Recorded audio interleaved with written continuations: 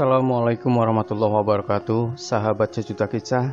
Semoga saja Anda masih selalu setia bersama kami, channel yang setiap harinya selalu menyuguhkan cerita-cerita misteri yang menarik. Kesempatan kali ini kami akan berbagi sebuah kisah nyata misteri yang berjudul Kembang Larut Ketika Aku Mendaki Karena Ketidaktahuan. Tahun 1993, Rizky Anggoro Prasetyo lahir dari sebuah keluarga yang kental dengan pemahaman kejawen. Sejak dulu Rizky banyak dikenalkan dengan berbagai budaya Jawa lama oleh bapak, sebuah budaya yang sudah jarang sekali ditemui di tempat-tempat umum seperti wayang, ludruk, atau tari. Bahkan di rumahnya, benda-benda antik peninggalan leluhurnya masih dirawat dan dijaga dengan sangat baik. Rizky menghormati bapak lebih dari sekedar hubungan antara anak dan orang tua. Ia mengungkapkannya karena selama hidupnya, Rizky hanya mengenali orang tua ini yang selalu menemani dia semenjak masih anak-anak. Ibunya tidak beruntung karena harus pergi terlebih dahulu saat melahirkan Rizky kecil, sehingga hanya sosok bapaknya sajalah yang akhirnya dia kenali sebagai sosok yang paling penting di dalam hidupnya. Orang zaman dahulu pernah mengatakan, tresno iku apik, nanging sing lebih tresno nang kuwasa iso nggarai manungsa salah dalan, sing kelebihan iku nggak tahu apik. Artinya, menyukai itu bagus, namun jika melebihi kesukaan kepada Tuhan yang Maha Kuasa, itu bisa membuat manusia salah jalan. Yang berlebihan itu tidak selalu membawa hal yang baik. Disinilah momen di mana Rizky yang waktu itu berusia 16 tahun harus mendapati kabar kalau bapaknya kemudian meninggal dunia karena kecelakaan di tempat kerjanya di sebuah pabrik kimia, di mana seluruh bagian tubuh sampai tidak bisa dikenali lagi. Kehilangan itu yang membuat Rizky hanya bisa berdiam diri seperti orang yang nyaris kehilangan separuh jiwanya. Meskipun masih ada Simbah yang merupakan pensiunan tentara, tapi Rizky tidak biasa menerima kepergian bapaknya yang pergi begitu saja tanpa pernah pamit kepada dirinya terlebih dahulu. Suatu hari setelah melewati 100 dinone bapak, 100 harinya bapak, Rizky pamit kepada Simbah. Dia berniat untuk tidur lebih awal. Waktu itu Simbah hanya bisa melihat Rizky dengan wajah yang sayu. Ia sambil berpesan kepada anak itu, "Sebentar lagi adzan maghrib loh nak. Sabar dulu ya, selepas isya kamu bisa beristirahat nak." Rizky hanya mengangguk, ia tidak melawan kata-kata Simbah. Tapi bocah itu tetap saja berjalan lunglai menuju ke kamarnya. Awalnya dia hanya duduk di tepi ranjang, tapi lama-kelamaan badannya mulai terasa lelah. Dan tanpa Rizky sadari, niat awal untuk sekedar duduk menjadi tubuh yang terlentang di atas ranjang, tidur. Detik jam di dinding terus bergulir, dan tiba-tiba saja Rizky terlelap dalam tidurnya. Adzan maghrib kemudian berkumandang. Rizky membuka matanya untuk mendengar ada seseorang sedang mengetuk pintu kamarnya, dan dari cara dia mengetuk pintu terdengar familiar di telinga Rizky. Tok tok tok, tok tok. Rizky pun bangkit dari tempatnya tidur. Ia kemudian melihat seseorang yang berdiri di muka pintu sedang menatap dirinya. "Bapak?" Rupanya bapaklah yang sejak tadi mengetuk pintu. Beliau melihat Rizky sembari tersenyum, lalu berkata, "Sholat dulu lah nak. Kok malah tidur kamu nak?" Waktu itu Rizky masih setengah sadar. Ia mengangguk lalu melewati pria paruh baya itu yang sempat menepuk bahunya. Rizky lalu berwudu seperti biasa dan menunaikan sholat maghrib seperti biasa. Selepas menunaikan sholat, bapak kemudian duduk di teras depan rumah sambil menyesap tembakau lintingan seperti biasanya. Rizky tentu saja kemudian ikut bergabung bersamanya. Ia hanya duduk-duduk sambil menemani bapak yang bertanya, kenapa anak ini dari tadi terus melihat ke arah dirinya. Setelah duduk cukup lama, bapak kemudian baru mematikan tembakau yang ada di tangannya, lalu melihat Rizky dengan mimik muka yang serius. "Nak, kamu lihat itu enggak?" ucap beliau sambil menunjuk sesuatu yang ada jauh di depannya. Rizky melihat ke tempat bapak sedang menunjuk, sebuah jalan setapak di depan rumah di bawah pohon juwet. Di sana Rizky tidak melihat apapun kecuali jalanan yang gelap. Bapak kemudian berkata, "Itu ibumu, Nak. Sudah menunggu kamu sejak dulu." Rizky tentu saja terkejut saat itu. Berkali-kali dia melihat ke tempat itu, tapi ia tidak bisa melihat siapapun sedang berada di sana. Rasanya bapak sedang ngelantur, pikirnya waktu itu. Tapi bapak kemudian berdiri. "Kamu gak percaya kan sama bapak? Kalau tidak percaya, ayo ikut. Tak tunjukin kalau ibumu memang ada di situ." Saat itu Rizky belum curiga sedikit pun. Ia yang belum pernah sekalipun melihat ibu, kecuali dari foto-foto lama, kemudian ikut berdiri. Dia kemudian berjalan mengikuti bapak yang sedang menapaki jalan menuju ke pohon juwet yang ada di depan rumah. Awalnya tidak terasa, pohon juwet yang hanya berjarak beberapa langkah saja dari rumah, entah kenapa terasa sangat jauh. Selain itu bapak juga tidak berkata apa-apa lagi kepadanya, kecuali hanya berjalan dengan langkah kaki yang semakin cepat. "Pak, kok nggak sampai-sampai?" protes Rizky saat itu. Tapi bapak tidak menjawab pertanyaan Rizky sama sekali. Beliau masih terus berjalan seperti biasa. Hingga perlahan-lahan suhu udara terasa semakin dingin. Pohon juwet itu juga mulai tidak nampak lagi. Rizky yang melihat bapak masih berjalan di depan masih belum curiga, sebelum mendadak sekujur tubuh Rizky berubah menjadi tidak enak. Hatinya risau, nafasnya tersengal-sengal. Kemudian rentetan hal ganjil itu diakhiri dengan bulu kuduknya yang berdiri. Rizky mulai berhenti berjalan. Ia sejenak melihat tempat ini dan mulai sadar di mana keberadaannya saat ini. Bapak yang sejak tadi memimpin kemudian ikut berhenti. Anehnya, beliau tidak langsung membalikkan badan saat berbicara dengan Rizky. "Kenapa, Nak? Kok berhenti?" "Itu loh, ibu ada di depan. Sedikit lagi. Katanya kamu kangen sama ibu." Rizky tidak bergeming dari tempatnya. Firasatnya mengatakan kalau dia ikut bapak berjalan terus di jalanan ini, dia akan mendapati sesuatu yang sangat buruk. Melihat Rizky yang nampak mulai ragu, sosok bapak kemudian menoleh. Beliau melihat Rizky kemudian melambai-lambaikan tangan ke arahnya. "Nak, kamu gak percaya ya sama bapak? Kesini, ayo ke tempat ibu sekarang." Rizky hanya menggelengkan kepalanya. "Bapak kangen." "Rizky gak kangen ya sama bapak? Kok gak mau ikut bapak?" kata sosok itu yang masih melambai-lambaikan tangannya.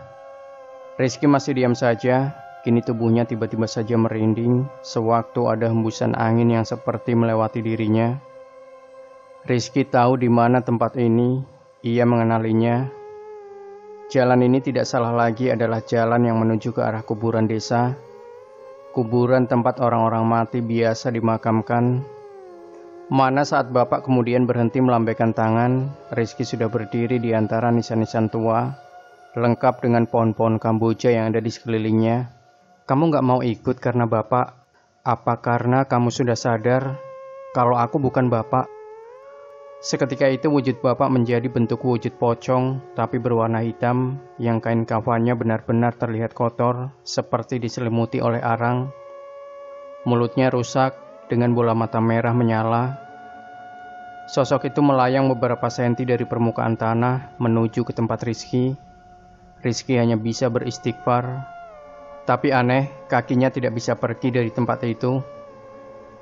"Ikut aku, Nak. Bapak sama ibumu ada di depan sana. Kamu gak mau ikut denganku ke sana?" Rizky menggeleng-gelengkan kepalanya. Wujud pocong ini membaui Rizky yang sedang membuang muka, tidak berani melihat sosok yang mengerikan itu.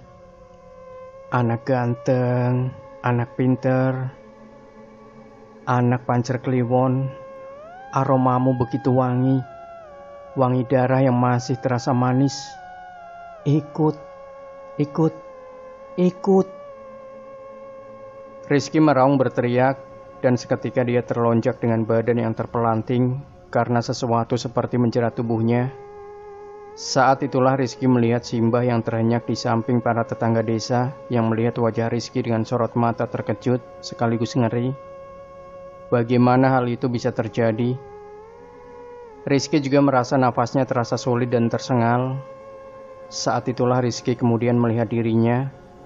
Ia sadar jika sekujur tubuhnya sudah dibungkus dengan kain kafan berwarna putih. Siang itu Simbah meminta maaf kepada para tetangga yang hadir di rumah. Sementara Rizky duduk ditemani sanak saudara. Tidak ada dari mereka yang bicara. Setelah semua tamu sudah pergi, Simbah mengajak Rizky masuk ke kamar. Rizky kemudian menceritakan semuanya, mulai dari ketemu bapak, kemudian diajak jalan ketemu sama ibu, kemudian melihat wujud pocong menggunakan kain kafan hitam. Pocong itu terus mencoba merayu Rizky. Untungnya anak itu tidak terkecoh. Simbah hanya menghela nafas panjang.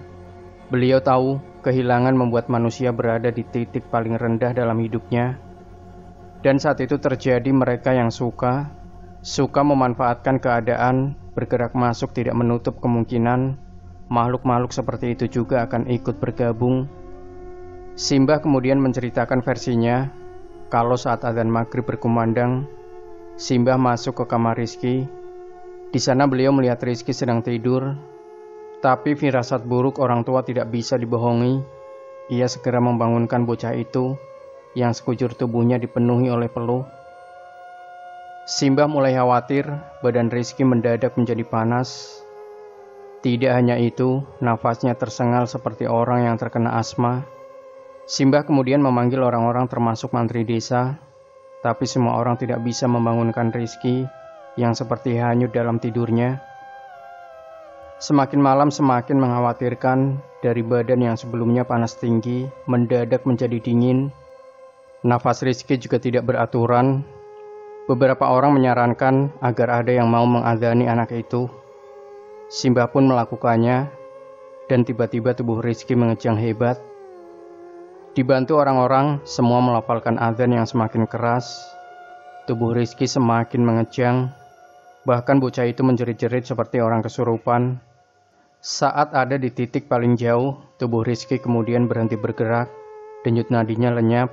Detak jantungnya berhenti berdetak. Rizky yang baru saja kehilangan bapak dinyatakan meninggal dunia pukul 12:05 malam. Waktu itu tetangga menyarankan agar anak malang itu dimakamkan saat itu juga. Tapi Simbah masih belum rela. Beliau bilang biar Rizky tetap di sini, setidaknya untuk malam ini saja. Besok pagi pemakaman bisa dilangsungkan. Simbah pun tidur di samping jasad Rizky. Semalaman Simbah tidak tidur, beliau menjaga cucunya. Semua sholat beliau lakukan, membaca ini itu, sambil mengharapkan kalau Rizky benar-benar cuma tertidur. Tapi sampai fajar terbit, Rizky tidak kunjung mengembuskan nafas. Dia benar-benar sudah pergi ke alam baka. Selepas dimandikan, disolati oleh para tetangga, kemudian tinggal beberapa prosesi doa. Semua orang yang ada di dalam rumah dibuat terkejut saat bocah berselimut kain kafan itu menggeliat, kemudian duduk dan melihat mereka semua, termasuk Simbah yang merinding menyaksikan ini. Rizky mati suri. Sesuatu yang jarang sekali terjadi kepada manusia. Simbah sendiri pun rasanya masih tidak percaya dengan kejadian ini. Tapi nyatanya semua terjadi begitu saja. Seorang yang kebetulan bertamu di desa pun menyatakan kalau Rizky itu memiliki aroma kembang laruk, aroma yang sangat disukai oleh mereka yang bukan dari bentuk makhluk sembarangan. Kelas kembang laruk jauh lebih mengkhawatirkan, butuh orang yang punya kebatinan tinggi untuk menjaganya. Karena itu, orang itu memberi nasihat, Rizky dilarang keras mendaki gunung manapun, terutama satu gunung yang ada di Jawa Timur. Orang asing itu membisiki Simbah, karena jika itu terjadi, Simbah dan keluarga lebih baik melupakan kalau beliau punya keluarga yang seistimewa ini. Singkat cerita, Simbah sudah memberi wejangan, bahkan setelah Simbah akhirnya wafat, dan Rizky memulai kehidupan barunya sebagai anak kuliahan. Tahun itu tidak banyak orang yang bisa merasakan bangku kuliah, tapi karena Rizky dari keluarga yang cukup berada, Beliau pun memilih menempuh pendidikan di salah satu universitas negeri. Selama di sana, tidak ada yang terjadi. Kehidupan Rizky seperti mahasiswa kebanyakan, kuliah, pulang, kuliah, pulang. Sampai suatu hari, temannya menyampaikan salam titipan kepadanya. Sebut saja teman Rizky ini dengan Koco. Koco ini teman Rizky yang paling dekat. Selain satu fakultas, mereka juga masih dalam satu tempat kontrakan yang sama. Tahun itu belum banyak kos-kosan. Mahasiswa umumnya saling patungan untuk langsung menyewa rumah yang bisa diisi 5 hingga 7 orang. Begitu pula dengan nasib Rizky dan Koco. Siang itu Koco memberitahu kalau ada teman perempuan dari anggota mapalanya yang ingin mengenal Rizky. Saat itu, sebagai anak yang kurang aktif, tentu Rizky tidak gampang percaya. Apalagi Koco anaknya yang sedikit sangklek dan suka membesar-besarkan hal-hal kecil. Tapi Koco terus-menerus memaksa, katanya untuk menjaga martabatnya. Kalau nggak suka sama anak ini, Rizky nggak usah melanjutkan. Ini adalah amanah. Hal ini yang membuat Rizky akhirnya mau dan bertemu sama kenalan si Koco ini. Singkatnya, Rizky akhirnya mengenal perempuan ini. Koco memanggil beliau dengan Lika. Lika ini cukup cantik dan Rizky tidak bisa berbohong kalau dia sebenarnya tertarik. Anehnya, baru 1 minggu kenal Lika ini, perempuan ini berani mengajak Rizky pulang ke rumahnya. Sebagai orang yang tidak enakan, Rizky mau-mau saja diajak pulang ke rumah perempuan ini. Ada satu hal yang membuat Rizky tidak nyaman saat bersama dengan Lika ini. Dia sering sekali bertanya, apa Rizky pernah mati suri? Pertanyaan ini terus-menerus ditanyakan setiap ada kesempatan. Rizky tentu menjawab sekenanya saja. Kata orang dia memang pernah seperti itu. Tapi terlepas dari itu, Rizky tidak tahu bagaimana rasanya dan bagaimana hal itu bisa menimpanya. Lika pun mengerti dan dia berusaha untuk tidak bertanya tentang hal itu lagi. Rumah Lika ini tidak jauh dari area kampus, tempatnya di deretan perumahan dengan gaya rumah khas Belanda. Saat Rizky berjalan masuk, ia langsung bertanya, "Rumah bekas Belanda?" Lika mengangguk, "Iya mas, bapak dosen, jadi dapat rumah dinas." Di ruang tengah, Rizky lebih banyak duduk dan menghabiskan waktunya melihat perabotan-perabotan lama. Banyak lukisan dan foto-foto tua tertata di dinding.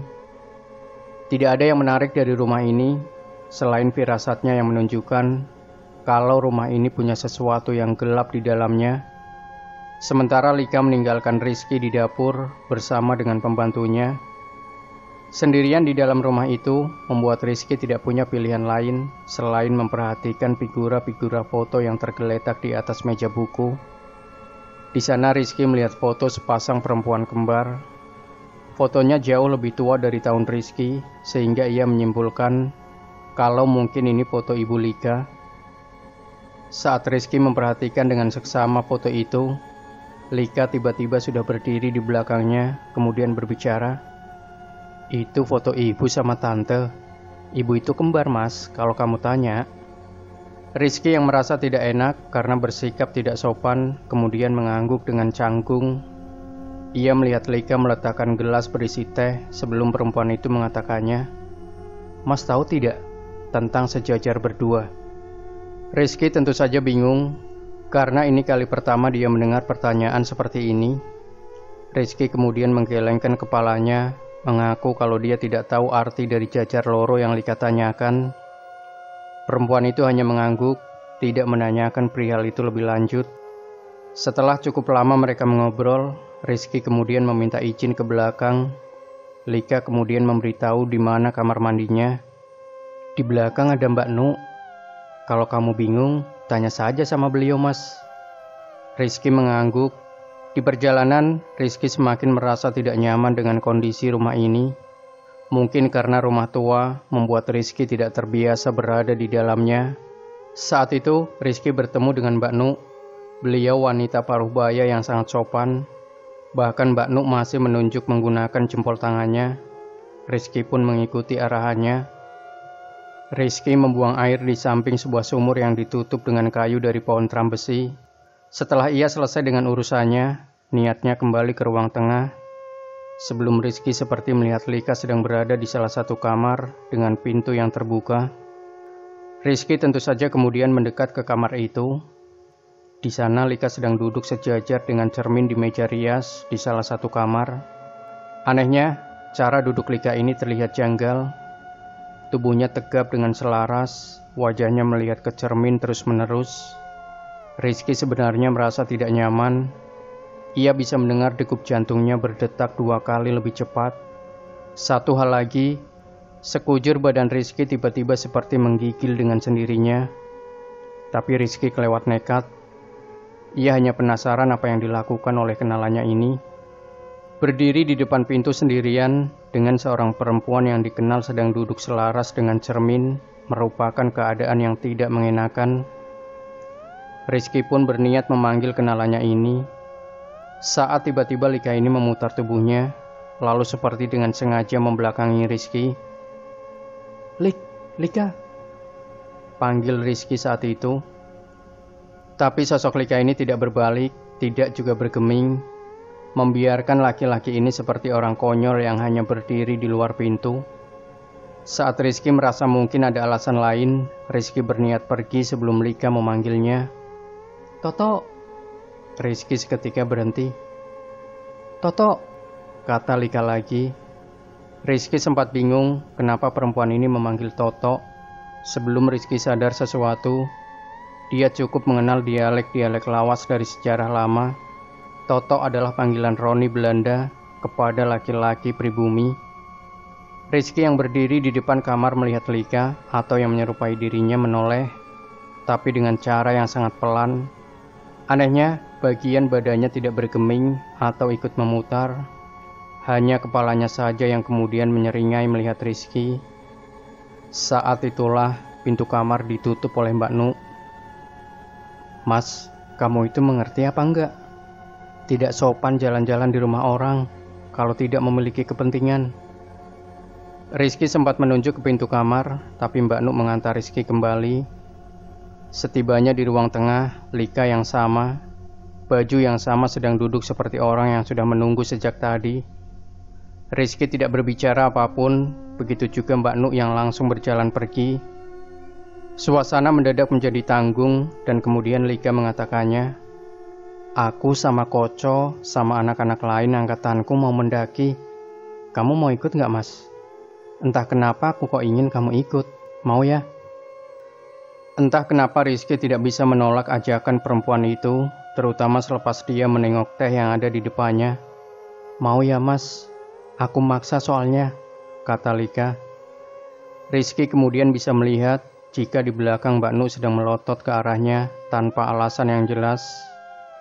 Rizky pun mengangguk kepada Lika, meski tidak berucap dengan lisan, tapi itu cukup membuat perempuan itu mengangguk, kemudian tersenyum. Ya, untuk pertama kalinya Rizky akan mendaki gunung. Selang beberapa hari setelah bertemu dengan Lika, Rizky pulang lebih malam dari biasanya dikarenakan ia harus mengerjakan beberapa tugas kuliah yang mengharuskannya seharian berada di perpustakaan membuka buku-buku tua dengan pinset karena lembarannya yang begitu tipis. Salah sedikit saja halamannya bisa robek. Maklum, buku-buku ini rata-rata berusia tua. Salah satu koleksi berharga yang dimiliki perpustakaan kampus. Sewaktu pulang ke rumah kontrakan, Rizky baru mengingat jika ketiga temannya sedang pergi ke kota. Setelah katanya mereka ingin membuang stres sebelum mulai menjalani ujian akhir semester. Itu berarti yang ada di rumah ini hanyalah Koco seorang diri. Dengan menenteng tas, Rizky mengambil kunci dari kantong celana jeans miliknya. Ia mendorong pintu lalu terhenyak sejenak ketika mendapati suasana rumah kontrakan yang terasa berbeda. Entah karena lampu yang masih dalam kondisi dimatikan, atau karena hal lain yang Rizky tidak ketahui. Selain itu, udara malam ini juga terasa lebih lembab dari biasanya. Rizky mencoba untuk tidak memperdulikan hal itu, karena di dalam kepalanya, Rizky hanya berpikir mungkin saja Koco sedang pergi keluar, makanya rumah nampak seperti ini. Ia pun berjalan menuju kamarnya. Kamar tempat tidur Rizky berada di sebuah ruangan yang berada jauh di sudut dekat anak tangga kayu yang ada di lantai 2. Tak ada pikiran apa-apa di dalam benak Rizky, kecuali dia hanya ingin meletakkan tas miliknya, kemudian pergi mandi. Tapi Rizky tidak bisa membohongi dirinya kalau ada perasaan yang terasa mengganjal yang entah kenapa membuat dirinya lebih waspada daripada biasanya saat berada di dalam rumah ini. Seperti ada sesuatu yang sedang mengawasi dirinya dari suatu tempat yang entah dari mana datangnya. Rizky berjalan di lorong rumah. Rumah ini memang termasuk bangunan tua. Maklum saja kalau tempat-tempat seperti ini nyaris tersebar di segala penjuru karena mungkin masih dalam satu area yang sama yang dekat dengan pemerintahan saat zaman kolonial dulu. Selain itu, hal yang membuat Rizky dan kawan-kawannya terkejut saat pertama kali mengambil rumah ini sebagai kontrakan mereka, yaitu pemilik rumah yang meminta seluruh perabotannya agar tetap ada di sini, dan Rizky bersama dengan yang lainnya boleh menggunakannya sebagai fasilitas. Yang terpenting tidak ada dari benda-benda itu yang rusak. Tentu saja hal ini menguntungkan, itulah kenapa pada beberapa titik tembok terdapat lukisan-lukisan tua lengkap dengan benda-benda antik yang biasa dilindungi dengan kaca di dalam lemari-lemari tua. Untungnya selama Rizky dan yang lain tinggal di tempat ini, tak ditemukan hal-hal aneh yang terkadang sering dibicarakan oleh orang-orang sekitar. Setiap kali Rizky mengatakan di mana mereka sebenarnya tinggal.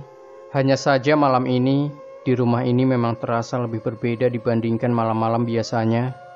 Disinilah keanehan terjadi sewaktu Rizky melewati satu lukisan tua tentang seorang penari Bali, di mana Rizky sempat melirik dan melihat bola mata wanita yang ada dalam lukisan tersebut. Rasanya seperti mengikuti gerakan kemanapun Rizky pergi. Hanya saja Rizky sudah terbiasa dengan hal ini karena ia percaya hal itu. Dikarenakan ilusi bias yang biasa terjadi saat orang-orang melihat lukisan-lukisan dengan objek manusia yang memiliki bentuk rupa. Namun sejenak ketika Rizky melangkah di jalan yang menuju ke arah kamar, tiba-tiba saja dari arah belakang Rizky sempat mendengar seperti suara perempuan yang sedang tertawa. Rizky tentu saja menghentikan langkahnya dan melihat ke arah belakang di mana Rizky tidak bisa menemukan siapapun yang berada di tempat ini, kecuali dia seorang diri. Selain itu, suara tertawa itu terdengar menyerupai suara tertawa perempuan yang ditahan seperti Rizky tak memperdulikannya dan kembali melanjutkan langkah kakinya menuju ke kamarnya. Di dalam kamar, Rizky kemudian menggantung tas miliknya, lalu membuka seluruh pakaian yang seharian ini dia kenakan. Setelah itu dengan celana pendek, dia berjalan menuju ke kamar mandi sambil menenteng handuk yang dia letakkan di atas bahu miliknya. Sewaktu Rizky berjalan menuju ke kamar mandi, dia harus melewati lorong itu kembali, tempat di mana lukisan penari Bali itu digantung. Entah karena saat itu lampu sedang dalam kondisi mati, sehingga tempat itu terlihat lebih suram, atau karena hal lain, Rizky berusaha melewatinya. Ia sempat terhenyak saat berjalan di sisi yang berlawanan, di mana dia sempat merasa seperti melihat seorang wanita sedang duduk di bagian lain tempat Rizky sedang berjalan. Tapi anehnya, ketika Rizky menoleh dan memperhatikan dengan seksama, ia tidak melihat apapun kecuali kursi-kursi yang kosong yang ada di depan meja makan. Sialan, mikirin apa sih aku ini? Batin anak itu yang benar-benar tidak habis pikir dengan apa yang dia sedang rasakan. Ia pun kembali berjalan dan meninggalkan tempat itu. Sayangnya, sesampainya dia di depan kamar mandi yang hanya ada satu-satunya di dalam rumah ini, Rizky melihat seseorang sedang menggunakannya. Rizky bisa mendengar dari luar suara guyuran air dari dalam kamar mandi. Rizky pun kemudian duduk di atas sebuah bayang atau kursi panjang yang sengaja diletakkan di samping pintu kamar mandi untuk anak-anak yang menunggu giliran. Kamar mandi sendiri berada di tempat yang paling dalam di samping area dapur. Tempatnya cukup tersembunyi dari kamar anak-anak. Rizky hanya duduk sembari mendengarkan suara guyuran air seperti biasanya. Tapi rasanya aneh. Belum pernah rasanya Rizky menunggu selama ini orang yang sedang mandi. Kemudian Rizky teringat kalau tidak ada orang lain di rumah ini kecuali dirinya sendiri dan tentu saja Koco. Rizky pun kemudian berdiri dan menggedor pintu dengan keras.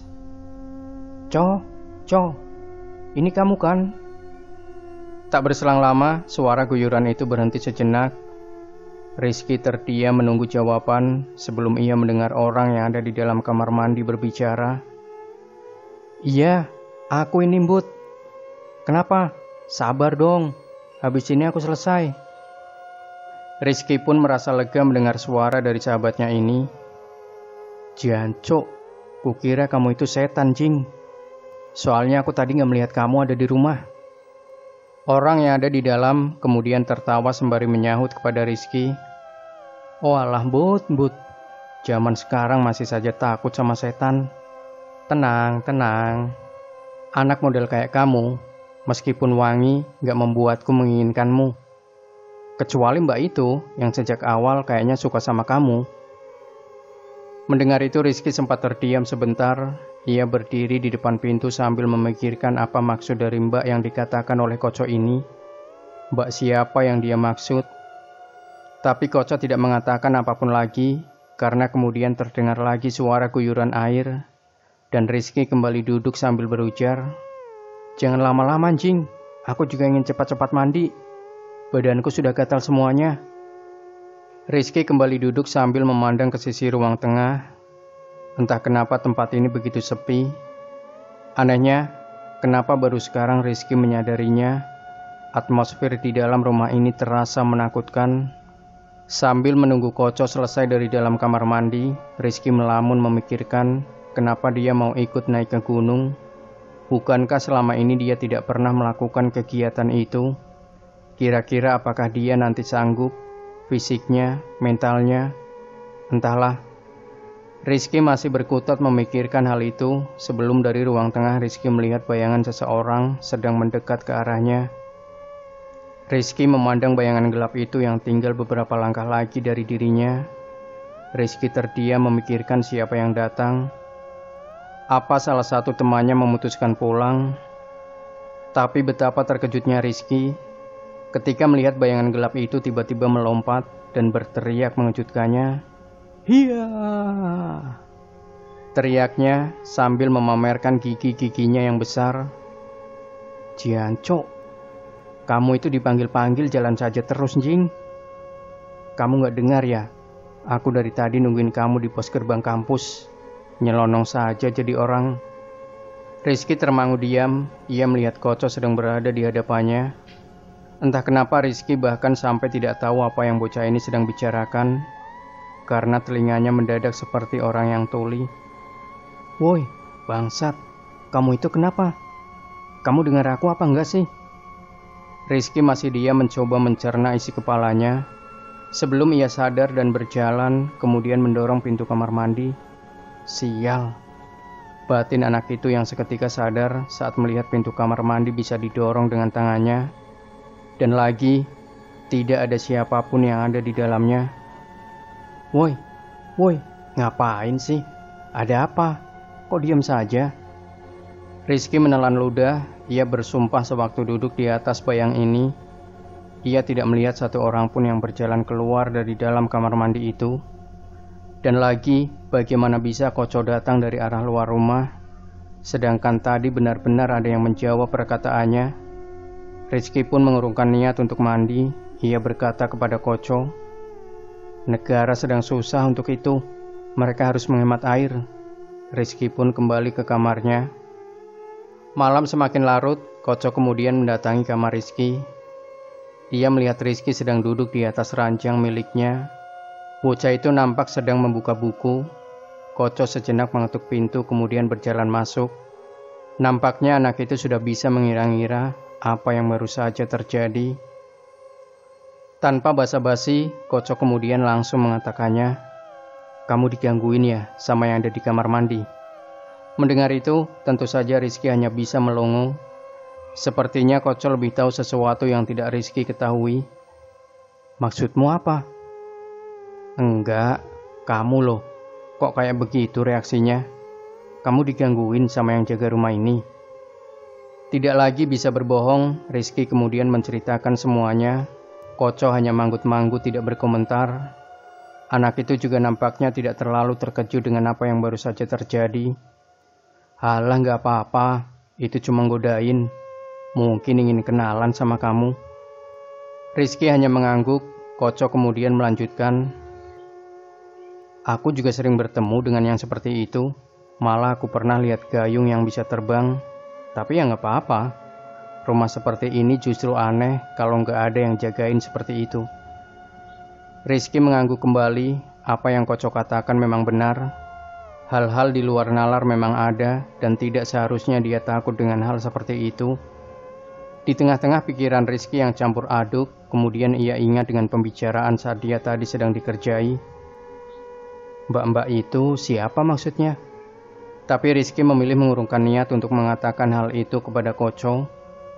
Kemudian pembicaraan mereka melebar sampai pada titik di mana Rizky memberitahu kalau Lika mengajak dia naik ke gunung bersama dengan rombongan Koco. Saat itulah Koco baru nampak kaget ketika mendengarnya. Apa? Kamu ikut naik? Yang benar saja. Jangan bercanda sama aku. Rizky kemudian menjelaskan, bukankah seharusnya Koco tahu hal ini? Tapi kenapa dengan reaksi Koco yang seperti itu? Bukankah hal ini terasa janggal? Koco kemudian menjelaskan kalau gunung yang akan Koco daki bersama rombongannya adalah gunung yang jarang jadi pilihan para pendaki karena medannya yang masih terkenal sulit dan aksesnya yang sukar dijelajahi. Selain itu butuh jam terbang tinggi untuk menjelajahi tempat ini. Namun Koco kemudian terdiam sejenak seperti sedang memikirkan sesuatu. Aku baru tahu kalau Lika ngajakin kamu. Soalnya yang buat acara ini sebenarnya ya Lika itu. Malah ayahnya yang mau menanggung semua biayanya. Rizky semakin yakin kalau ada kejanggalan dengan pendakian ini. Tapi baik Rizky maupun Koco, mereka sama-sama tidak tahu alasan apa yang dilakukan oleh keluarga Lika. Kalau aku tidak keberatan, lumayan bisa bersantai. Rizky hanya diam saja. Ia ingat jika Lika mengatakan kalau ayahnya adalah seorang dosen. Terus kamu ngomong iya sewaktu dia menawarimu? Rizky mengangguk. Koco nampak khawatir, kemudian ia mengatakan sesuatu kepada Rizky. Naik gunung itu tidak mudah loh Riz. Gak kayak kamu tinggal jalan saja seperti biasa. Kalau orang belum pernah naik, seharusnya dimulai dengan gunung yang pendek-pendek dulu. Gak langsung harus ikut pendakian yang ini. Kusarankan, urungkan niatmu. Karena kamu gak akan mengerti kalau di gunung manusia bisa menjadi orang yang berbeda. Rizky kurang mengerti apa yang coba Koco sampaikan kepadanya. Tapi jika ia melakukan hal itu, rasanya mau ditaruh di mana mukanya nanti di hadapan Lika. Lagi pula, entah kenapa Rizky yang biasanya kurang memperdulikan perasaan orang lain, bisa begitu takut membuat Lika kecewa. Padahal mereka saja baru mengenal satu sama lain, kurang dari sebulan ini. Rizky kemudian berujar kepada Koco, kalau jauh di dalam hatinya memang ada keinginan, setidaknya untuk sekali ini saja, dia ingin melakukan pendakian ini. Jadi dia bisa merasakan perasaan Koco yang biasa dia ceritakan kepadanya. Lagi pula, kegiatan ini bisa menambah pengalaman. Koco sebenarnya tetap tidak sependapat dengan Rizky. Bagaimanapun mendaki gunung itu berbeda, tapi ia juga tidak mau jika harus melarang anak itu untuk merasakan sensasi mendaki dan tertawa puas saat sampai di puncak. Ia kemudian mengurungkan niat dan berpesan kepada Rizky, besok mulai lari-lari kecil setiap pagi, latih pernafasan. Gunung itu tidak seramah yang orang-orang pikirkan. Selepas mengatakan hal itu, Koco kemudian pergi meninggalkan Rizky seorang diri di dalam kamar yang entah kenapa membuatnya masih termangu diam sendirian. Malam sudah larut, Rizky sedang terlelap di dalam tidurnya. Sebelum tiba-tiba ia mencium aroma dari kembang yang sangat wangi. Aromanya asing, tapi rasanya Rizky pernah mencium aroma ini. Tidak salah lagi, katanya di dalam hati. Aroma ini adalah aroma dari kayu cendana. Rizky pun mulai membuka matanya. Di tengah kegelapan kamar, dia merasakan kalau tidak jauh dari tempatnya, sedang berbaring terlihat seseorang sedang dalam posisi bersimpuh. Sosoknya terlihat tidak begitu jelas, tapi Rizky bisa melihatnya kalau sosok itu adalah seorang wanita.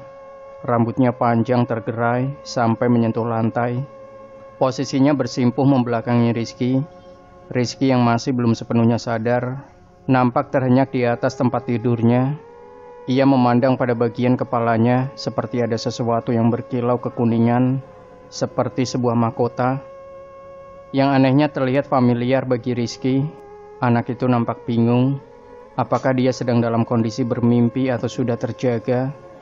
Selain itu, aroma wangi dari kayu pohon cendana nampaknya berasal dari sosok wanita yang ada di hadapannya ini. Rizky pun berusaha bangkit dari tempatnya sedang tidur, tapi tiba-tiba sosok yang masih terlihat samar-samar itu berkata dengan suara yang sangat lembut, "Tetaplah di situ." Rizky menyadari mungkin sekarang dia dalam kondisi terjaga. Kalau begitu, siapa perempuan asing ini? "Aku menyarankan agar kamu tidak perlu pergi hanya untuk menuruti keinginan dari orang yang sedang memanfaatkanmu," katanya. Suaranya terdengar begitu lembut, namun terasa dingin. "Kamu tidak pernah tahu ada apa saja di gunung itu. Kamu itu istimewa. Dan yang istimewa biasanya menjadi rebutan. Ini bukan perkara siapa yang nanti mendapatkan, tapi perkara dusta yang diselimuti nafsu pribadi dari orang yang tidak memikirkan perasaan dari yang lain.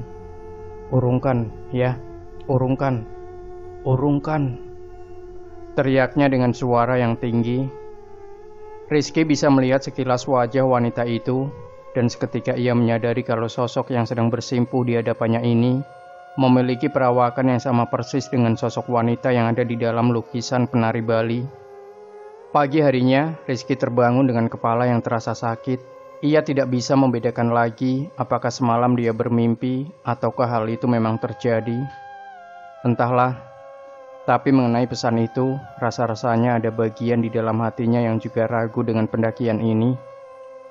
Niat hatinya selepas matahari sudah bergerak naik, ia akan pergi ke rumah Lika untuk mengatakan kalau dia tidak bisa ikut dalam pendakian ini. Semoga saja perempuan itu mengerti. Sewaktu Rizky berjalan di lorong rumah, Rizky berusaha menghindari kontak mata dengan lukisan penari dari Bali tersebut.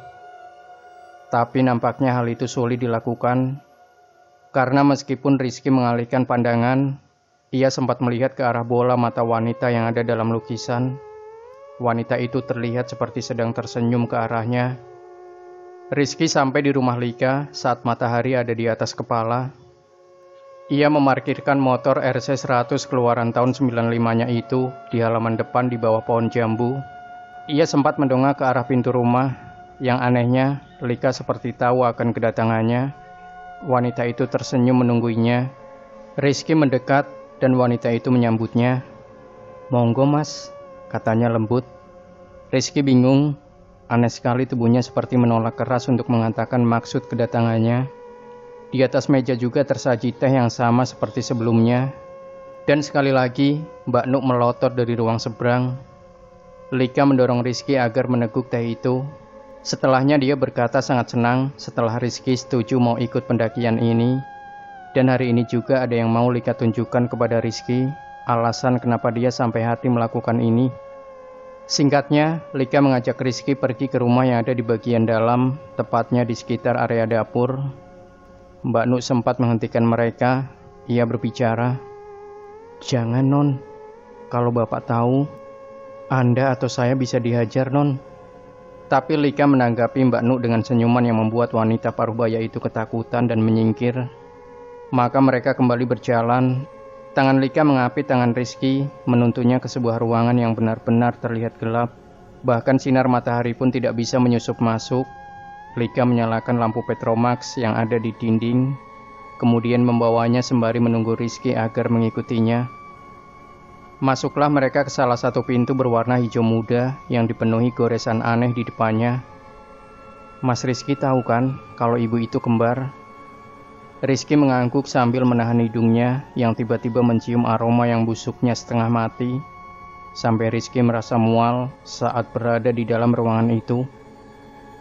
"Biasanya kalau ada keturunan yang kembar, punya anak yang kembar juga mas. Mas Rizky tahu kan mengenai info ini?" Rizky hanya diam sembari menahan hidungnya. Rasanya dia pernah mendengar tentang hal ini, tapi apa hubungannya dengan ini semua? Lika tersenyum di balik pendar cahaya lampu minyak yang dia bawa.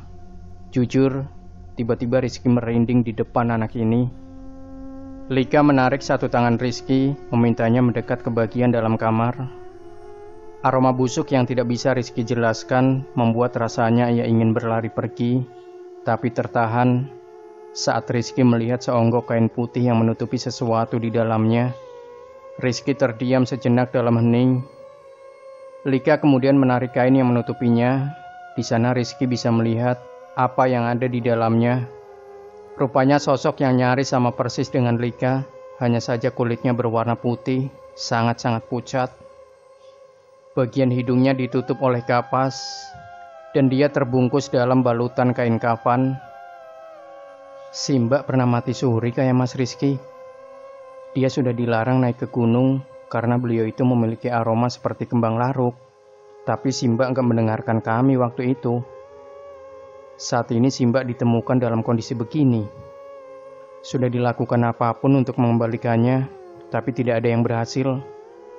Sampai kami pernah mendengar kalau Sukmanya masih tersesat di sana. Si Mbak ngambil sesuatu di sana masalahnya. Tidak ada dari kami yang bisa melihat di mana si Mbak berada. Cuma orang yang pernah mati suri yang bisa melihatnya. Karena itu, saya butuh Mas Rizky buat menunjukkan jalannya nanti. Rizky yang mendengar itu, sontak berjalan mundur menjauh dari Lika. Mati aku, katanya berujar lirih. Sejujurnya Rizky masih terlihat bingung. Dia tidak tahu harus merespon seperti apa. Tapi Lika nampaknya menunggu respon anak itu. Gimana caranya aku bisa tahu di mana mbakmu? Aku loh, tidak tahu apa-apa. Yang mendaki nanti adalah orang-orang yang akan membantu kita, Mas. Nanti ada aku juga yang akan menemani kamu. Aku gak akan meninggalkan kamu. Mohon Mas Rizky mau menolong keluargaku. Kasian, ibu sudah gak ada.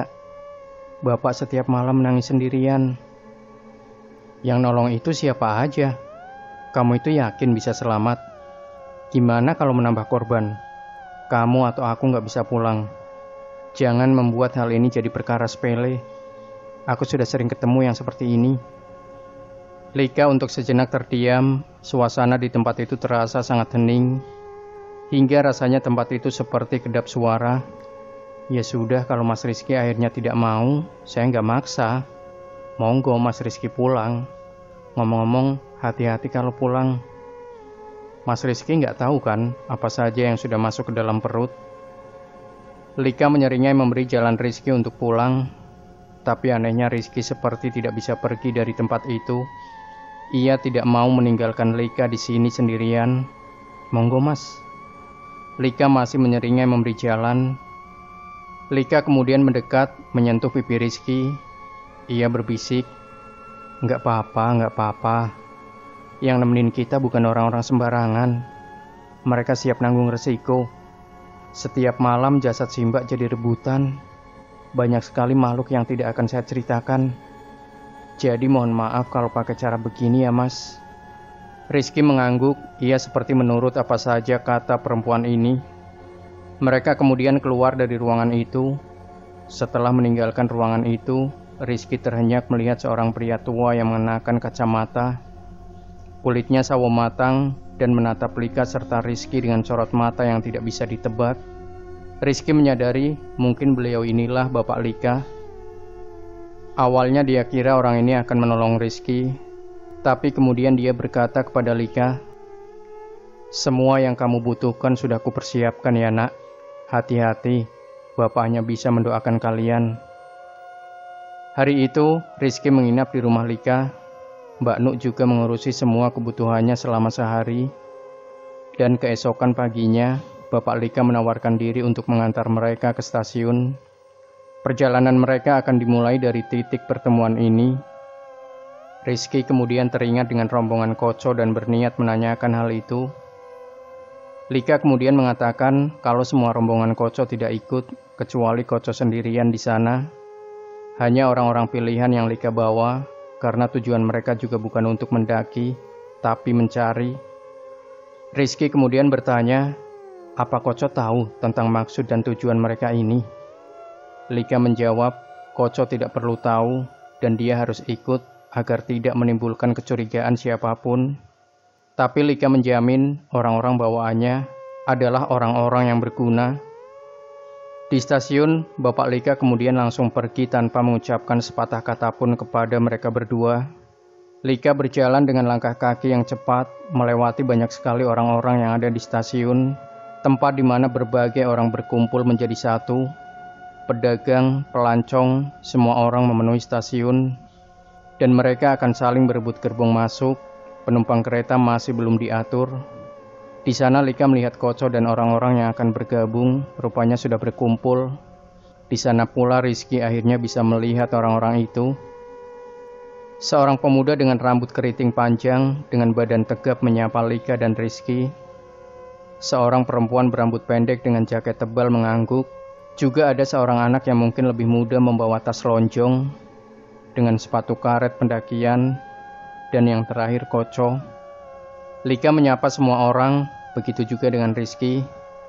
Setelah semua orang sudah berkumpul satu sama lain, mereka bergabung dengan orang-orang, berebut satu sama lain untuk bisa ikut dalam rombongan kereta ini. Dan siang itu, mereka berangkat ke tempat tujuan terakhir, tempat di mana tragedi naas ini bermula. Disinilah awal tempat mereka semua berpijak. Rizky duduk di samping seorang bapak tua yang mengapit keranjang bambu, nampaknya berisi ayam peliharaannya.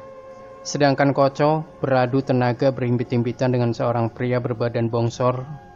Sementara kawan-kawan Lika yang belum Rizky ketahui namanya nampak sedang berbaur. Mereka berbicara dengan penumpang lain. Lika sendiri tidak berhenti melihat Rizky sewaktu kereta terus melaju. Sorot matanya membuat anak laki-laki itu merasa tidak nyaman. Di dalam suasana yang ramai dipenuhi oleh manusia, bapak tua yang duduk di samping Rizky kemudian membuka pembicaraan dengannya. Mau kemana, Dik? Rizky mengangguk membalas hormat kepada si bapak. Kemudian ia menyebutkan nama sebuah tempat. Bapak itu lalu mengangguk mengerti. Ayam yang sejak tadi ada di dalam dekapannya tiba-tiba saja menjadi tidak bisa tenang. Mungkin terganggu dengan laju kereta yang gerasa gerusuk. Mau apa, Dik, di tempat itu? Tanya bapak itu lagi. Rizky melihat Lika sebentar sebelum menjawabnya. Mau naik, Pak, ke gunung yang ada di situ. Belum selesai Rizky mengatakan nama tempatnya, si bapak tiba-tiba berkata kepadanya dengan ekspresi wajah yang datar. Urungkan. Gimana, Pak? Maksud Bapak? Urungkan, katanya lagi. Rizky mulai merasa tidak nyaman dengan bapak tua itu.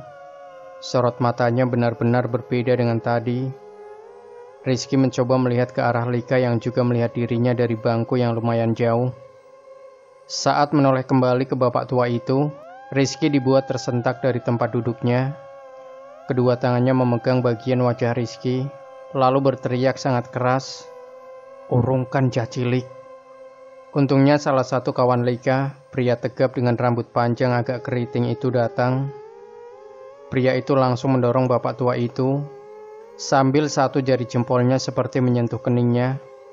Anehnya, setelah melakukan hal itu, bapak tua itu kemudian menggeleng-gelengkan kepalanya.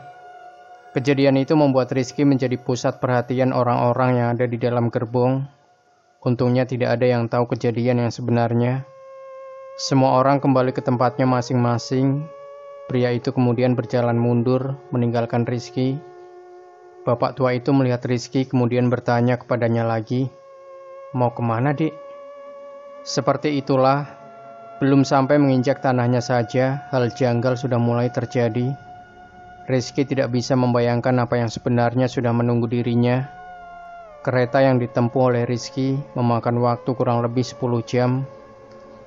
Itu pun baru menginjak satu kota, karena ia harus segera bersiap untuk langsung naik ke kereta selanjutnya, yang juga memakan waktu yang tidak sedikit.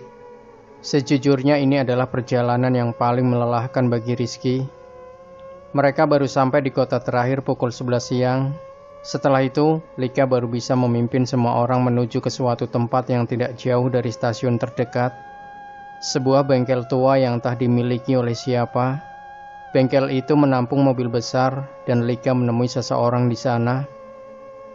"Pak Le, ini aku," katanya kepada seorang laki-laki yang mengenakan kacamata hitam yang duduk sambil menyesap kopi.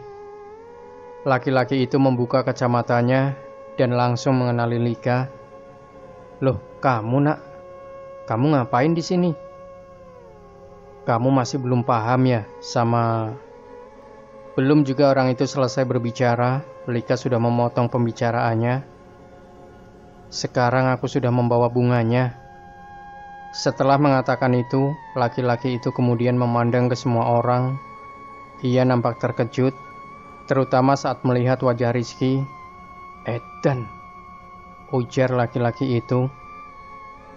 "Gila, jangan bilang kamu akan..."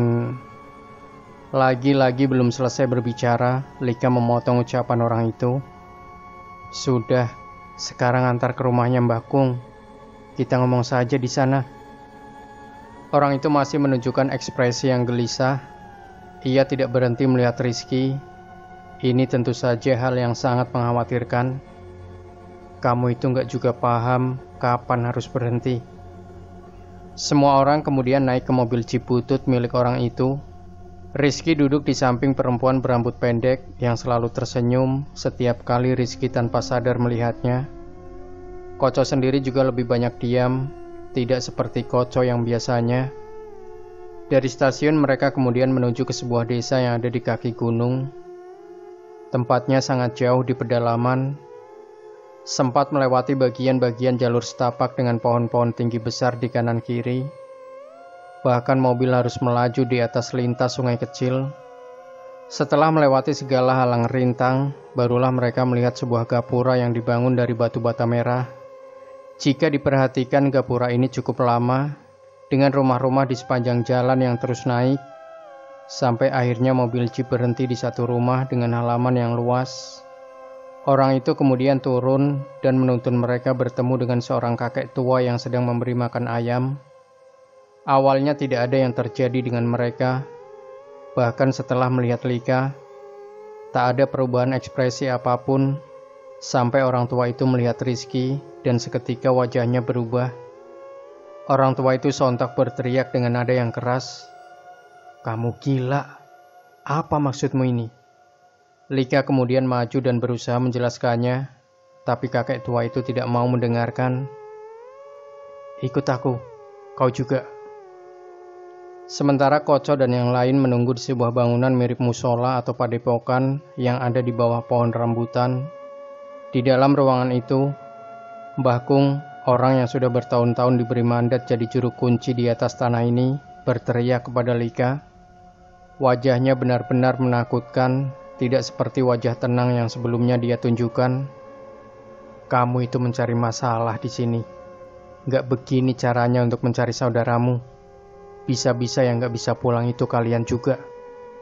Lika hanya diam saja melihat orang tua itu, sebelum kemudian dia berdiri. Lika berkata dengannya dengan suara yang selembut mungkin, "Ngerti Mbah, tapi Bapak semakin lama semakin tidak kuat menanggung ini semua. Menunggu Mbah mencari si Mbak, gak juga menemukan ujungnya. Selain saya membawa si kembang, saya juga membawa ini." Lika menunjukkan sesuatu di dalam tas yang dia bawa. Seketika wajah orang tua itu nampak bingung. Wajahnya tiba-tiba berubah menjadi semakin pucat. Ia terus berjalan mundur. "Maksudmu apa kamu sampai membawa ini? Kamu tidak mau menghormati saya ya, sebagai juru kunci di sini?" Lika berujar dengan suara yang teramat tenang. "Biar aku dan teman-temanku naik. Mbah tidak perlu ikut campur. Semua sebab akibat siap kutanggung sendiri." Mbah Kung mengalihkan pandangannya melihat ke arah Rizky. Ia bisa tahu kalau ada yang tidak beres dari anak ini. Maka Mbah Kung mendekatinya. "Kamu nak, kamu mau naik dengan anak perempuan ini?" Rizky melihat Lika sebelum mengangguk. Mbah Kung kemudian mengerti. Ia memijit bagian tengkuk belakang Rizky sembari berkata kepada Lika, "Ya sudah, aku tidak akan ikut campur urusanmu. Yang kamu bawa itu barang yang berbahaya. Anak kecil kayak kalian tidak akan bisa menolong saudaramu. Caramu ini salah. Anak gila. Mbah Kung masih memijat-mijat tengkuk Rizky. Tapi aku tidak bisa membiarkan anak ini kamu beri barang gak jelas seperti ini. Setidaknya dia harus memilih jalannya sendiri. Tiba-tiba isi dalam perut Rizky seperti naik dengan sendirinya. Ia mulai merasa mual, dan semakin lama ia tidak bisa menahannya lagi. Rizky memuntahkan isi di dalam perutnya. Seketika ia tersentak dari tempatnya duduk saat melihat gumpalan darah yang seperti sepotong daging, tapi dalam keadaan yang menyengat. Sekarang kutanya sekali lagi, kamu mau ikut anak perempuan ini? Anehnya, Rizky tidak merasakan intimidasi dari Lika lagi. Ia bahkan tidak peduli, meskipun Lika memandangnya dengan sorot mata yang kosong. Rizky menatap Mbah Kung, lalu berkata kepadanya, "Mau, Mbah?" Mbah Kung nampak kehabisan kata-kata. Beliau kemudian berujar kepada Lika dan Rizky, "Ya sudah, sekarang istirahat dulu, besok baru naik. Nanti malam akan turun hujan yang deras." Seperti yang Mbah Kung katakan, malam harinya hujan deras kemudian turun. Di dalam rumah milik Mbah Kung, Lika kemudian memperkenalkan satu persatu orang yang besok akan pergi naik. Lika menunjuk orang yang paling tua di sini, seorang teman yang sudah lama Lika kenal. Pria tegap yang pernah menolong Rizky, namanya adalah Priyo. Beliau selama ini bekerja sebagai pemborong. Priyo ini memiliki kebatinan yang kuat. Beliau merasa kasihan sewaktu tahu keluarga Lika menghadapi masalah yang sangat sulit, sehingga menawarkan diri dalam pendakian ini. Lalu perempuan dengan potongan rambut pendek, ia adalah teman dari saudara Lika. Beliau sebenarnya sudah lama menawarkan diri untuk membantu, tapi baru kali ini dia mendapat kesempatan itu. Sedangkan yang satu lagi juga sama. Mereka mengaku satu grup dengan saudara Lika dan hanya berniat menolong sebisa mereka. Sedangkan Koco yang masih tidak mengerti kenapa list orang-orang yang datang berbeda seperti yang Lika jelaskan saat pertama kali menawarinya untuk ikut pendakian, masih belum diberitahu alasan yang sebenarnya. Lika hanya berujar kalau teman-teman Mapala yang lain semuanya tidak bisa ikut dalam pendakian ini karena hal yang Lika sendiri tidak ketahui. Rizky pun memilih diam, apalagi Lika sudah memohon kepadanya untuk merahasiakan ini kepada Koco. Perempuan itu berjanji tidak akan ada yang terjadi dalam pendakian ini. Singkat cerita, malam itu sewaktu Rizky dan Koco sedang tidur di dalam ranjang yang ada di kamarnya, tiba-tiba anak itu dikejutkan dengan suara seperti benda jatuh. Suaranya sendiri keras sekali sampai membuat tubuhnya seketika bangkit dari tempatnya. Jantung berdegup kencang. Rizky benar-benar yakin kalau dia baru saja mendengar suara benda jatuh itu. Ia pun menyenggol badan Koco, berusaha membangunkannya agar dia ikut memeriksanya. Koco hanya menggeliat sambil berkata kepadanya, "Tidur anjing, besok kita naik." "Sebentar, Co." Bangun. Aku tadi dengar suara." Tapi Koco tak menghiraukannya dan mengatakan, "Alah, sudahlah, tidur sana."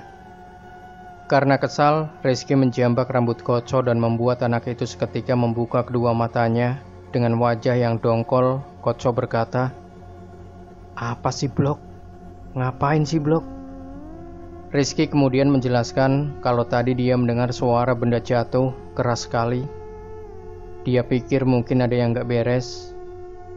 Koco sebenarnya sudah mengatakan kepada Rizky untuk tidak perlu terlalu memikirkan hal seperti itu. Dia bilang kalau yang Rizky dengar mungkin saja cuma kerunguan, suara yang sebenarnya tidak ada. Tapi belum selesai Koco bicara, tiba-tiba suara benda jatuh itu terdengar kembali. "Jancuk, apa itu tadi?" Koco kemudian melihat Rizky. Kali ini wajahnya nampak pucat. "Itu tadi yang membuat aku ikut bangun. Kamu dengar juga kan?"